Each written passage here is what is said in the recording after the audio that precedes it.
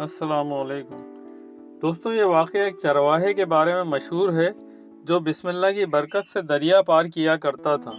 کہا جاتا ہے کہ ایک نیک دل چرواہا اپنے روز مرہ کے معمولات کے دوران دریا کے کنارے آیا کرتا تھا۔ جب اسے دریا پار کرنا ہوتا تو وہ اللہ پر بھروسہ کرتے ہوئے بسم اللہ الرحمن الرحیم پڑھتا اور بغیر کسی کشتی یا سہولت کے دریا کو پار کر لیتا۔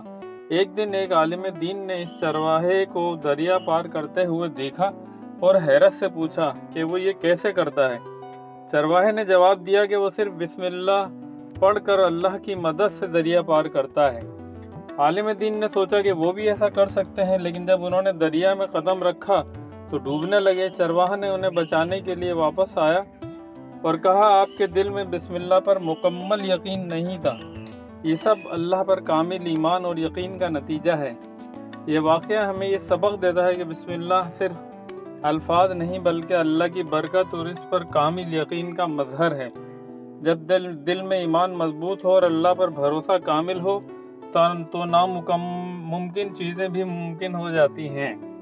دوستوں، بہت پسند آئی ہے تو لائک، شیئر اور سبسکرائب ضرور کیجیے گا۔ جزاک اللہ۔